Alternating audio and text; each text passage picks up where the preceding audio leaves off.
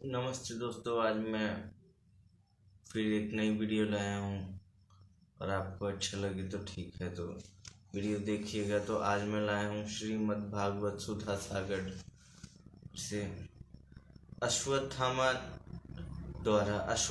जो था ना, उसके द्वारा द्रौपदी के पुत्रों का मारा जाना और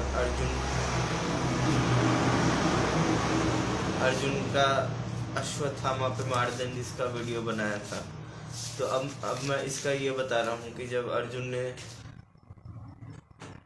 अर्जुन ने अश्वत्थामा से उसकी मणि ले ली थी और उसे छोड़ दिया था सब चीज़ उसका लेके, तब अश्वत्थामा ने उसके बाद क्या हुआ कि एक दिन की बात है, श्री कृष्ण भगवान जी जो थे वह अपने द्वारिका जा रहे थे। तो आज मैं बताऊंगा गर्भ में परीक्षित की रक्षा, यानी गर्भ जो था उसमें परीक्षित की रक्षा और किंतु के द्वारा भगवान की स्थिति और युधिष्ठिर का शोक, और युधिष्ठिर का शोक जो था वो बताऊंगा। तो क्या बताऊंगा आज मैं, गर्भ में परीक्षित की रक्षा, कुंती द्वारा भगवान की स्तुति और युधिष्ठिर का शोक। तो इस बात में आज आपको बताऊंगा, तो ठीक है। तो सूत जी कहते हैं, क्या कहते हैं, इसके बाद ये जो अश्वत्थामा को भगा देने के बाद इसके बाद कि पांडव कृष्ण के साथ जली के इच्छुक मरे हुए स्वजनों का तर्पण करने के लिए, यानी जो मर गए थे लोग उन सबका तर्पण करने के लिए स्त्रियों को आगे करके गंगा तट पर गए, और ऐसे किया कि स्त्रियों को आगे करके, यानी जो भी लोग मर गए थे ना इस युद्ध में, महाभारत युद्ध में, तो इच्छुक मरे हुए स्वजनों का तर्पण, तो जितने भी लोग मरे थे, जो लोग मर गए थे उनका तर्पण करने के लिए स्त्रियों को आगे करके गंगा तट पर गए। तो क्या हुआ, गंगा तट गए तो वहां उन सब ने मृत बंधुओं को जलादान दिया और उनके गुणों का स्मरण करके बहुत विलाप किया, और ऐसे किया तो ऐसे हुआ, यानी विलाप।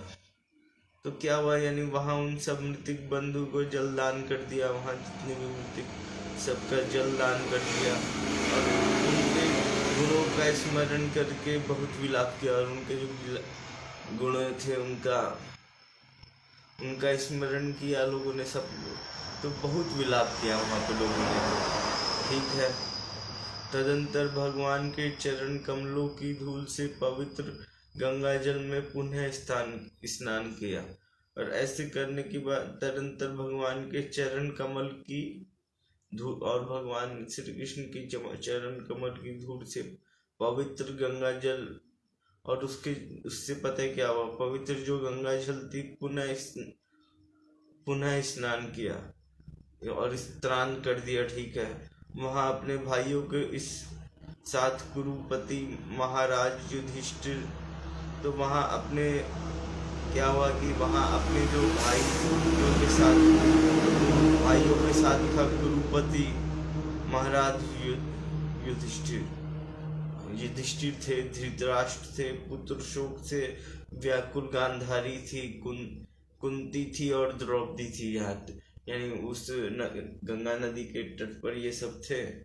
सब बैठकर मरे हुए स्वजनों के लिए शोक कर रहे थे, और सब बैठे हुए थे और जो उनके घर में मर गए थे उनके लिए शोक कर रहे थे। तब क्या हुआ, भगवान कृष्ण ने धौम्य आदि मुनि के साथ उनको सांत्वना दी, और उसके बाद क्या हुआ, भगवान धौम्य आदि की सांत्वना दी और समझाया कि संसार के सभी प्राणी काल के अधीन हैं, और समझाया कि इस संसार के सारे प्राणी काल के अधीन हैं।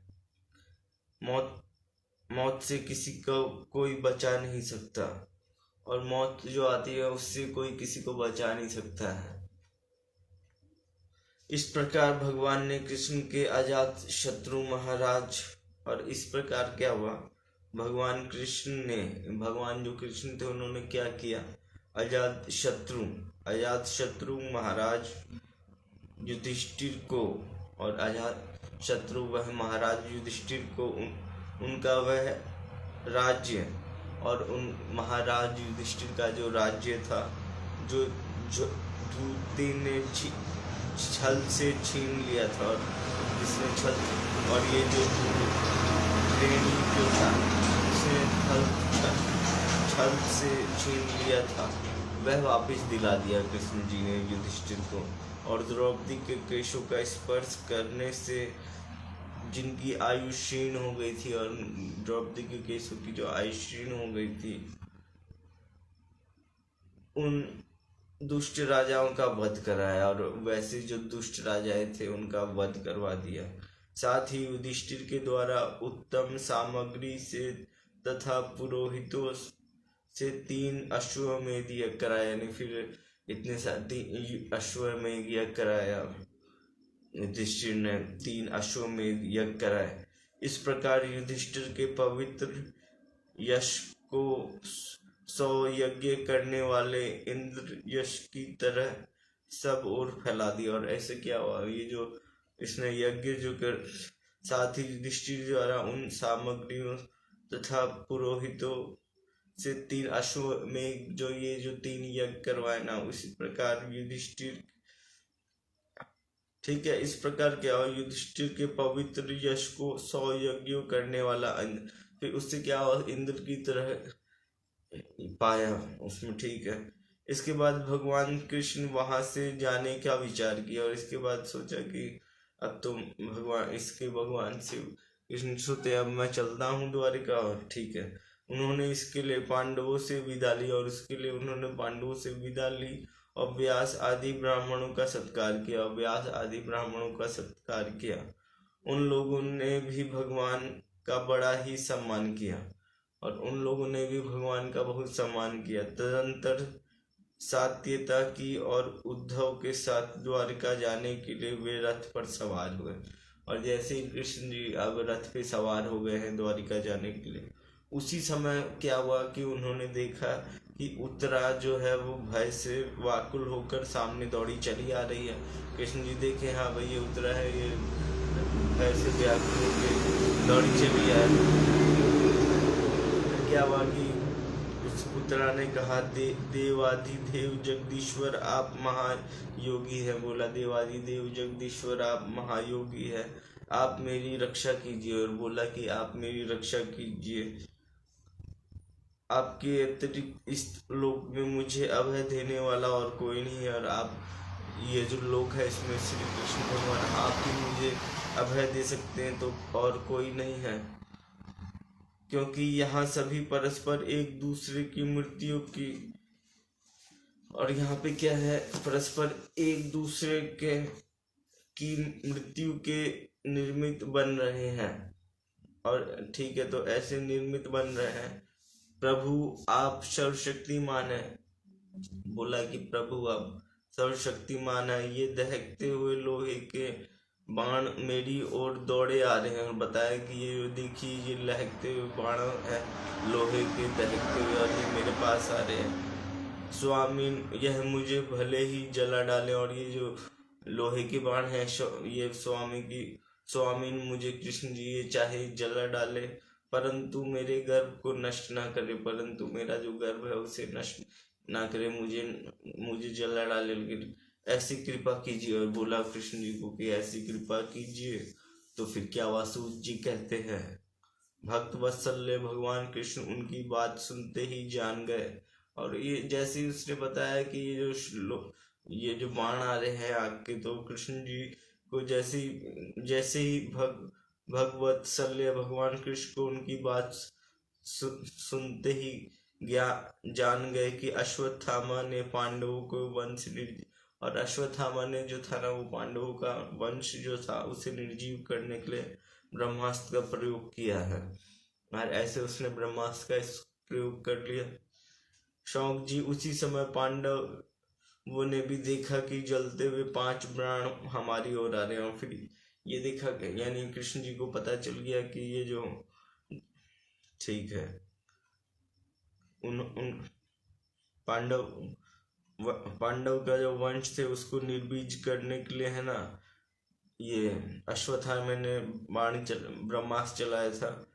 तो भगवान को पता चल गया, तो उनकी उसी समय पांडवों ने भी देखा कि जलते हुए बाण उनकी ओर आ रहे हैं, इसलिए उन्होंने अपने अपने अस्त्र उठा लिए और ऐसे देख लिए भूमि युधिष्ठिर अर्जुन न कि उनकी तरफ बाण आ रहे हैं लोहे की, तो उन्होंने अपने भी अस्त्र उठा लिए। फिर क्या हुआ, सर्वशक्तिमान भगवान कृष्ण ने अपने अनन्य प्रेमियों पर, शरणागत भक्तों पर बहुत बड़ी विपत्ति आई जानकर अपने निज सुदर्शन चक्र से उन जन की रक्षा की। और देखा अब तो ब्रह्मास्त्र आ रहा है, तो ये सब लोग अपने अस्त्र उठा लिए, फिर भी नहीं बचा सकते हैं।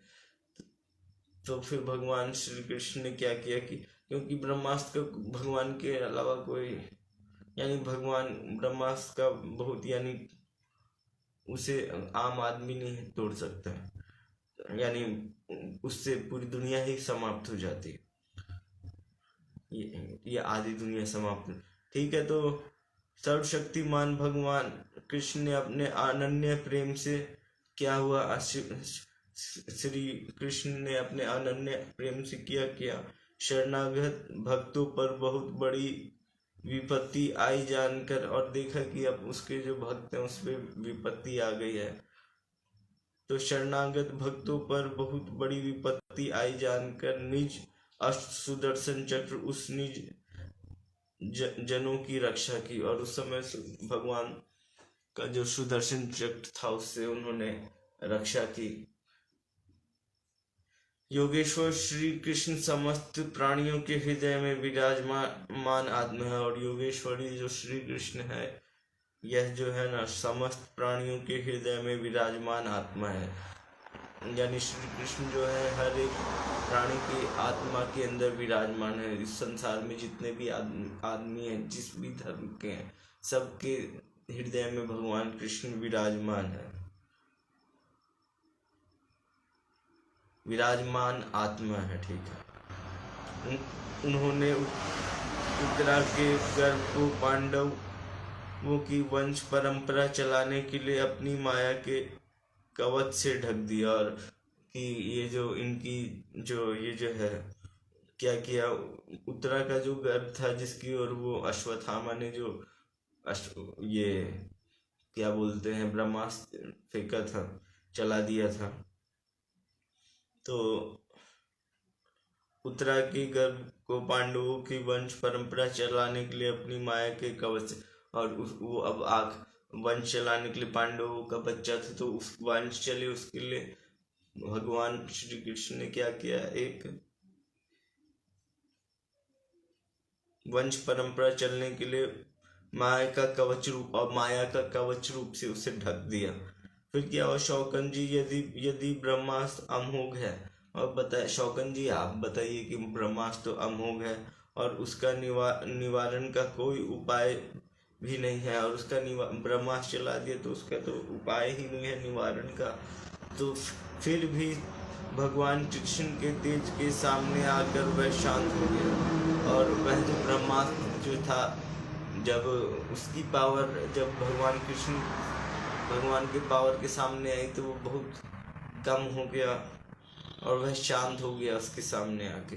क्या हुआ, यद्यपि ब्रह्मास्त्र अमोघ और उसका निवारण कोई उपाय भी नहीं है, फिर भी भगवान कृष्ण के तेज के सामने आकर वह शांत हो गया, और भगवान कृष्ण जो है श्री हरि हैं, उनके सामने तेज में आके वह क्या करेगा, वह हो गया, शांत हो गया, और वह शांत हो गया।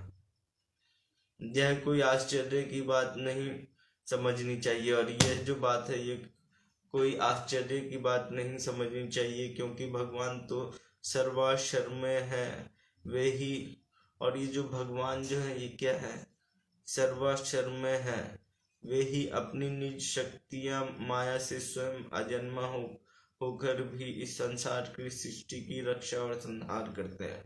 और ये जो भगवान है ये संसार की सृष्टि वे ही अपनी निज शक्ति और माया से स्वयं, यानी उनकी शक्ति और माया है वो स्वयं अजन्मा होके भी, और ये जो स्वयं अजन्मा होके भी इस संसार की सृष्टि, रक्षा और संहार करते हैं।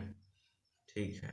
जब भगवान कृष्ण जाने लगे, जब भगवान कृष्ण में जाने लगे, तब ब्रह्मास्त्र की ज्वाला से मुक्त अपने पुत्रों के और द्रौपदी के साथ सती कुंती ने भगवान श्री कृष्ण की इस प्रकार स्तुति की। और उसके बाद क्या किया?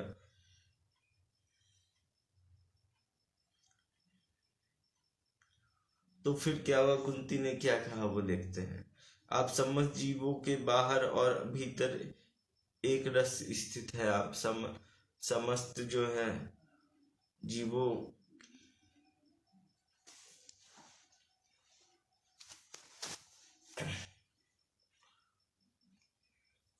आप समझ जीवों के बाहर और भीतर एकत्र स्थित है। यानी समझ जो जीव है उसमें बाहर और भीतर एकत्र है।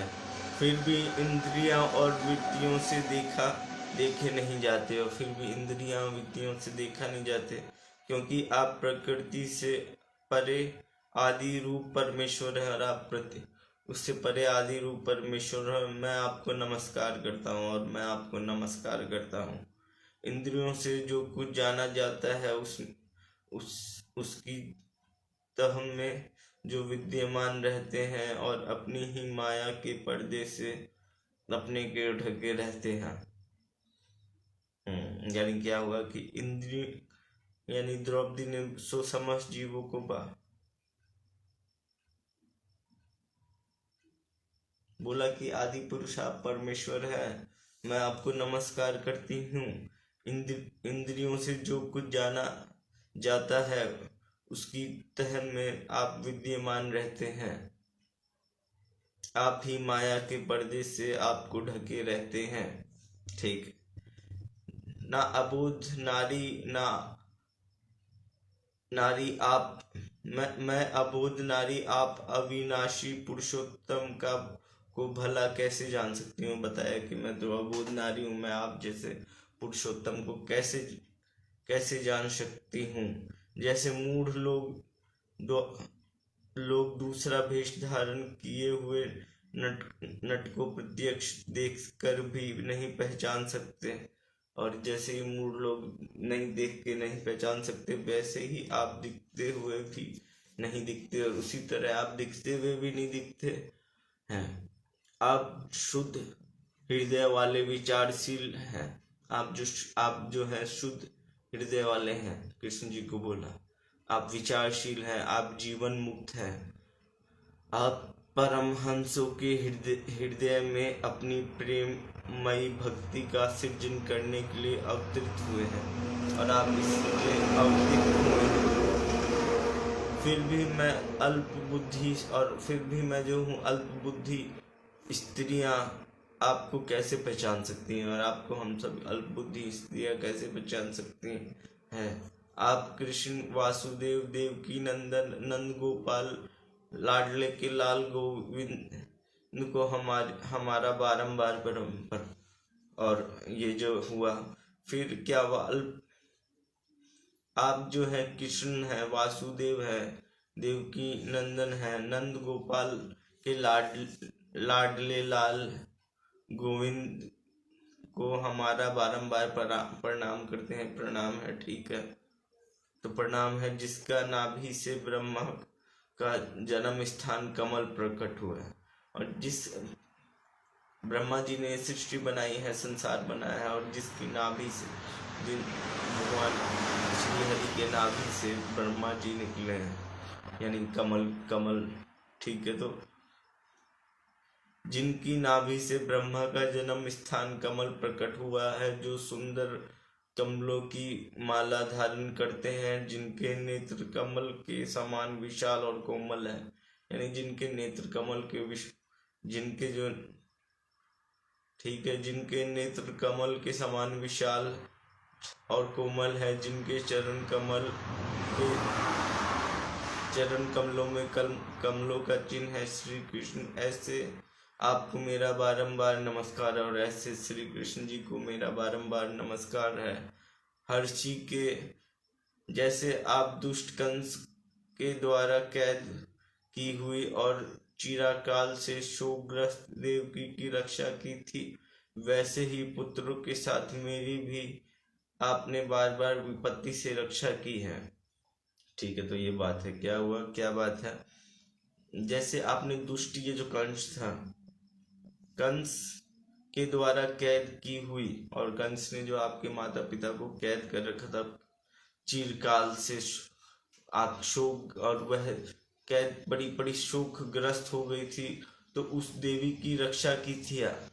वैसे ही पुत्रों के साथ मेरी भी आपने बार बार विपत्तियों से रक्षा की है। और जैसे आपने, वैसे ही द्रौपदी की बोलती है कि आपने मेरी भी रक्षा की है विपत्तियों से, बार बार विपत्तियों से रक्षा की है। आप ही हमारे स्वामी हैं, और आप जो है भगवान श्री कृष्ण, आप हमारे स्वामी हैं। आप सर्वशक्तिमान हैं श्री कृष्ण, कहाँ तक गिनाऊं। और ये सब जो है श्री कृष्ण कहाँ तक गिनाऊं। अब क्या क्या हुआ, विष से, यानी विष से बचाया आपने, फिर आपने बचाया लाक्षागृह की भयानक आग से, फिर किससे, क्या हुआ, हिडिंबा से, फिर आदि राक्षसों की दृष्टि से, फिर दुष्टों की झूठ सभा से, फिर क्या हुआ, वनवास विपत्तियों से, और फिर अनेक बार युद्ध में अनेक महारथियों के शस्त्रों से। और ये सब इतनी बार आपने बचाया है। और अभी अभी इस अश्वत्थामा के ब्रह्मास्त्र से भी आपने ही हमारी रक्षा की। और बताया कि अभी ये जो ब्रह्मास्त्र से आ रहा था, उससे भी आपने ही हमारी रक्षा की है। जदगुरु, हमारा जीवन में सर्वदा पद पद पर विपत्ति आती है। हमारे जीवन में पद, हर चाल पद पे है ना, विपत्तियाँ आती है। ठीक है, क्योंकि विपत्तियों में ही निश्चित रूप से आपके दर्शन हुआ करते हैं, और विपत्ति में ही आपके दर्शन हुआ करते हैं। और आपकी दर्शन हो जाने पर फिर जन्म मृत्यु के चक्कर में नहीं आना पड़ता, और उसके बाद जन्म मृत्यु के चक्कर में नहीं आना पड़ता। ऊंचे कुल में जन्म, ऐश्वर्य, विद्या और संपत्ति के कारण जिसका घमंड बढ़ रहा है, वह मनुष्य तो आपका नाम भी नहीं ले सकता। और ऐसा हो रहा है। ठीक है, तो दोस्तों वीडियो अच्छी लग रही है तो लाइक शेयर कमेंट करिएगा, और मेरा चैनल सब्सक्राइब कर लीजिए। तो अब वीडियो आगे करते हैं। ऊंचे कुल में जन्मा, ऐश्वर्य जिसको मिला, विद्या और संपत्ति के कारण जिसका घमंड बढ़ रहा है, और जिसके पास ये सब है, और जिसका इन सब से घमंड बढ़ रहा है, वह मनुष्य तो आपका नाम भी नहीं ले सकता। और जिसके अंदर ऐसे घमंड बढ़ गया है, वह मनुष्य आपका नाम क्या लेगा, नाम नहीं ले सकता। क्योंकि आप तो उन लोगों को दर्शन देते हैं जो अकिंचन है, और आप उन लोगों को दर्शन देते हैं जो अकिंचन है। आप निर्धनों के परम धन है, और आप निर्धनों के परम धन है। माया का प्रचंड आपके स्पर्श भी नहीं कर सकता, और ये जो माया का प्रचंड है आपको स्पर्श भी नहीं कर सकता। आप अपने आप में ही विहार करने वाले परम शांत स्वरूप हैं, और आप अपने में ही विचार करने वाले परम शांत स्वरूप है। आप ही कैवल्य मोक्षक अपाधि हैं। आपको मैं बार बार नमस्कार करता हूँ, और आप ये सब है, और मैं आपको नमस्कार करता हूँ। मैं आपके अनादि अनंत सर्वव्यापी सब के नियतांत काल रूप परमेश्वर समझता हूँ। ठीक है, फिर क्या हुआ कि वो बोलती है, मैं आपको मैं बार बार नमस्कार करती हूँ। मैं आपको अपनी अनंत, अपनी सर्वव्यापक, अपने सबके नियंता फिर हुआ काल स्वरूप परमेश्वर समझती हूँ। और मैं आपको काल रूप से परमेश्वर भी समझती हूँ। संसार के समस्त पदार्थों और प्राणी और ये जो संसार है इसमें जो समस्त पदार्थ और प्राणी है आपसे टकराकर विषमता के कारण परस्पर विरुद्ध हो रहे हैं। और ये सब है ना टकरा आपसे आपस में टकराकर जो है ना विषमता के कारण परस्पर विरुद्ध हो रहे हैं, परंतु अब आप सब में समान रूप से विचर रहे हैं। भगवान आप जब मनुष्य की लीला करते हैं, और बोला कि भगवान जब आप मनुष्य की लीला करते हैं तब आप क्या करना चाहते हैं, और तब आप क्या करना चाहते हैं यह कोई नहीं जानता। उस समय की बात आप जब मनुष्य की लीला करते हैं तब आप क्या करना चाहते हैं यह कोई नहीं जानता। आपका कभी कोई ना अप्रिय है और ना आपका ना कोई प्रिय है और ना अप्रिय है। तो भगवान जब मनुष्य की लीला कर जब आप मनुष्य की सी लीला करते हैं तब, हाँ ठीक है, तो ठीक है। वीडियो अच्छा लग रहा है तो लाइक शेयर कमेंट। और आपका कभी कोई ना प्रिय है और ना अप्रिय है। आपके संबंध में लोगों की बुद्धि ही विषम हुआ करती है। आप विश्व के आत्मा हैं, और आप जो है इस विश्व के आत्मा विश्व रूप है, और ना जन्म लेते हैं और ना कर्म ही करते हैं। फिर भी पशु पक्षी मनुष्य ऋषि जलचर आदि में आप जन्म लेते हैं और उन योनियों के अनुरूप दिव्य कर्म भी करते हैं, और ऐसे करके दिव्य कर्म भी भगवान करते हैं। यह आप लोगों की लीला है, और यह आप लोग की लीला है। फिर क्या होता है, फिर वो बचपन की बात आ जाते हैं कृष्ण जी की। जब बचपन में आपने दूध की मटकी फोड़कर यशोदा मैया को खिंचा दिया था। यानी क्या हुआ कि बचपन में क्या हुआ कि बचपन में आपने यानी कृष्ण भगवान जब बचपन में छोटे थे तो दूध की मटकी फोड़कर, और दूध की मटकी जो थी उसे फोड़कर यशोदा मैया को खिंचा दिया था, और उसे यशोदा मैया जो खिंचा दिया था, और उन्होंने आपको बांधने के लिए हाथ में रस्सी ली थी। और उस समय उन्होंने क्या किया, आपको बांधने के लिए हाथ में रस्सी ली थी, तब आपकी आंखों में आंसू छलक आए थे उसको। और उस समय जब आप भगवान कृष्ण जब आप बच्चे थे तो आपकी आंखों में आंसू छलक गए थे। काजल कोपलों से बह चला था, नेत्र अंचल हो रहे थे, और भय की भावना से आपने अपने मुख को नीचे की ओर झुका लिया था। और ये सब हो रहा था, क्या हुआ था कि आंखों से आंसू छलक गए थे कृष्ण जी की, जब उनकी माँ यशोदा उन्हें रस्सी ली थी माँ। और काजल कपोलों पर बह चला था, और नेत्र चलच हो रहे थे, और भय की भावना से आपके मुंह के नीचे और झुका लिया।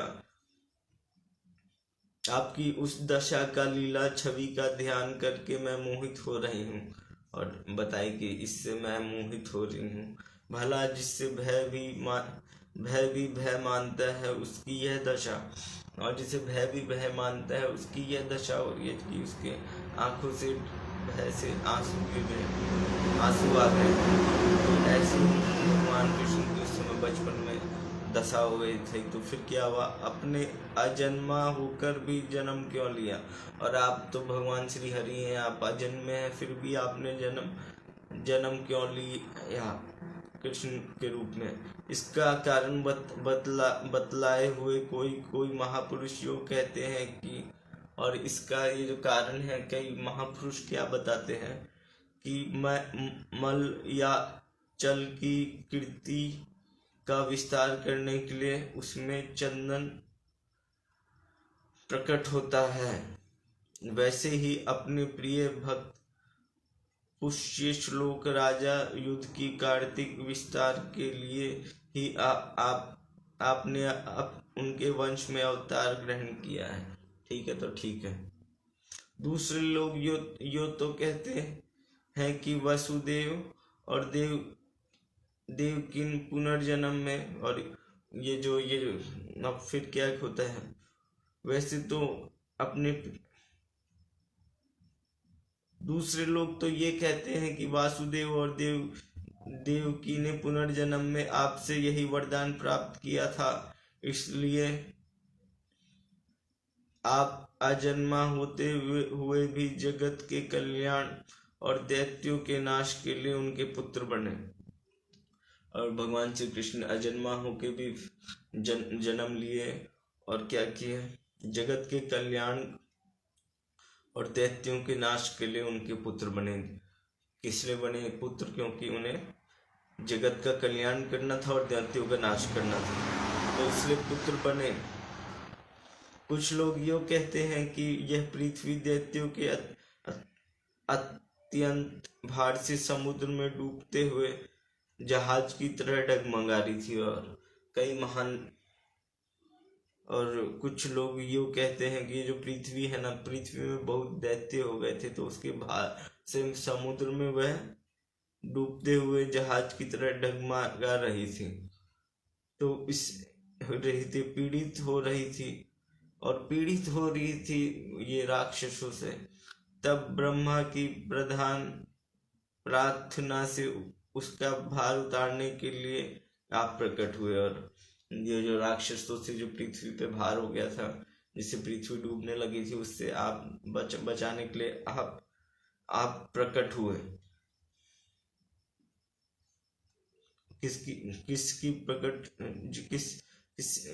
तब पीड़ित हो रही थी, तब ब्रह्मा की प्रार्थना से क्या हुआ कि ब्रह्मा जी ने प्रार्थना की, उसके भार उतारने के लिए आप प्रकट हुए भगवान श्री कृष्ण।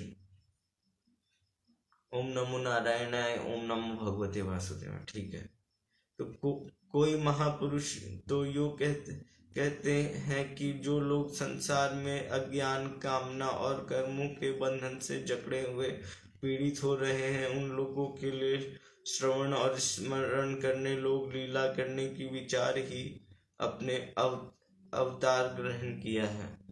तो ये ठीक है, उन लोगों के लिए ठीक है। भक्तजन जो है ना, वो बार बार अपने चरित्र का श्रवण होता है, गान होता है, कीर्तन होता है एवं स्मरण करके दिन दत्त होते रहते हैं, और वे अविलंब द्वारा उस चरण कमल का दर्शन कर पाते हैं। और इस कारण वो चरण क्या होता है कि भक्तजन बार बार आपके चित्रण का, यानी जो भी भक्त बार बार भगवान के चित्रण का श्रवण, गान, कीर्तन और स्मरण करके आनंदित होते रहते हैं, और ये सब कीर्तन करके जो आनंदित होते रहते हैं, वे ही अविलंब आपके उस चरण कमल का दर्शन कर पाते हैं। ठीक है, तो जो मनुष्य मृत्यु के प्रवाह से सदा के लिए रोक देते हैं, ठीक है, तो भक्त वाच्छा कल्पत स्वरूप प्रभु, ठीक है, क्या अब आप अपने आश्रित और संबंधित लोगों को छोड़कर जाना चाहते हैं? और आप जो है कृष्ण जी, क्या अब आप अपने आश्रित और संबंधी लोगों को छोड़कर जाना चाहते हैं? तो ये क्वेश्चन पूछा जाता है। आप जानते हैं कि आपके चरण कमलों के अतिरिक्त हमें और किसी का सहारा नहीं है। ये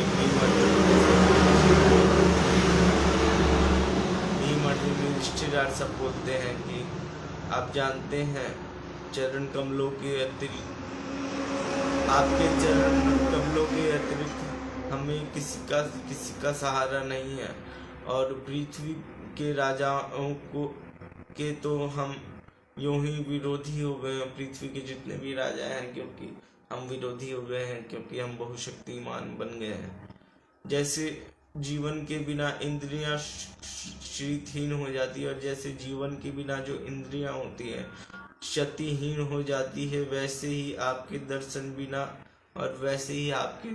बिना क्या होता है, यदि वंशियों के और हमारे पुत्र पांडवों के नाम तथा स्वरूप अस्तित्व ही क्या रह जाता है। तो बताया कि ऐसे आप चले जाएंगे तो हम लोग अस्तित्व ही क्या रहेगा।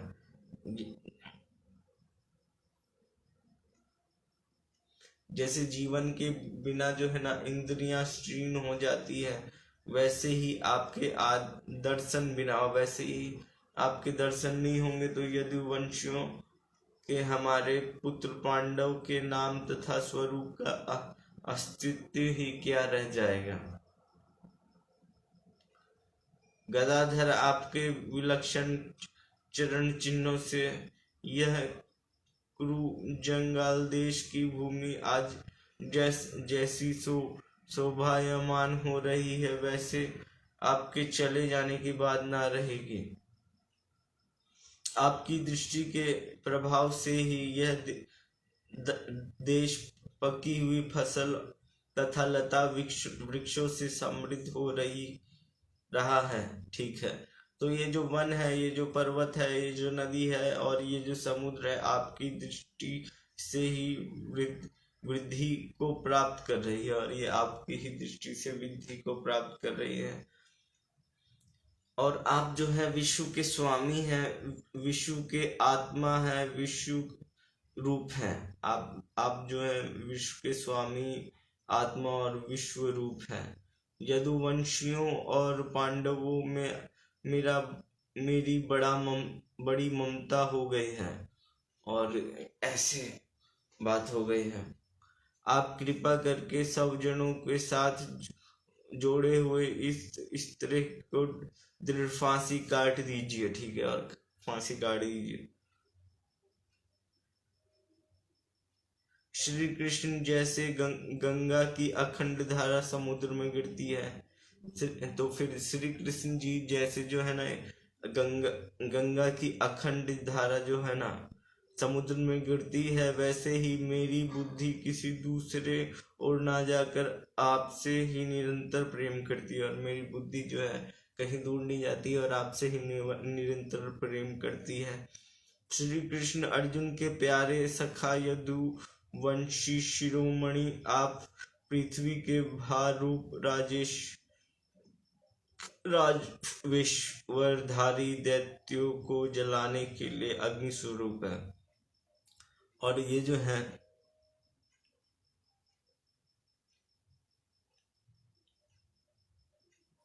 जैसे गंगा की धारा होती है, समुद्र में गिर जाती है, ठीक है, वैसी ही मेरी बुद्धि दूसरी ओर ना जाकर आप में ही निरंतर और आपको ही निरंतर प्रेम करती रहती है।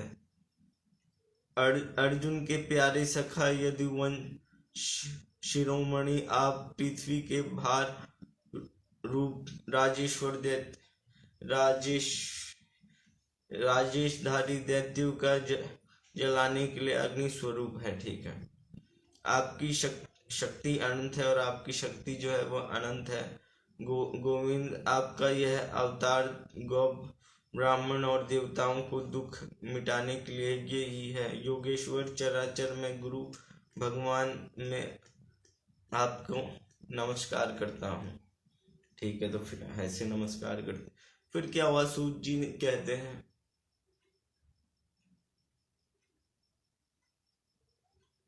फिर क्या होता है, सूत जी कहते हैं, इस प्रकार कुंती के बड़े मधुर शब्दों में भगवान की अधिकांश लीलाओं का वर्णन किया। और ये सब मैं जो अभी आपको वर्णन बताया, ये कुंती जी ने भगवान कृष्ण के तो इस प्रकार कुंती ने बड़े मधुर शब्दों में भगवान की अधिकांश लीलाओं का वर्णन किया, और ऐसे भगवान की अधिकांश लीलाओं का वर्णन हुआ। यह सब सुनकर भगवान कृष्ण अपनी माया में उसे मोहित हो गए, और ये सब सुना तो उसकी माया में भगवान कृष्ण मोहित हो गए। उसे मोहित करते हुए मंद मंद मुस्कुराने लगे। अब मोहित करते हुए मंद मंद मुस्कुराने लगे। उन्होंने कुंती से कह दिया, अच्छा ठीक है, और रथ के स्थान वह हस्तिनापुर लौट आए और वह रथ से फिर से हस्तिनापुर लौट आए। भगवान खुश हो गए। वहीं कुंती और सुभद्रा आदि देवियों से विदा लेकर जब वह जाने लगे तब राजा युधिष्ठिर से बड़े प्रेम से उसे रोक लिया। राजा युधिष्ठिर अपने बड़े भाई बंधुओं के मारे जाने का बड़ा शौक था। और फिर अब जानेंगे कि युधिष्ठिर का शौक था तो क्या हुआ।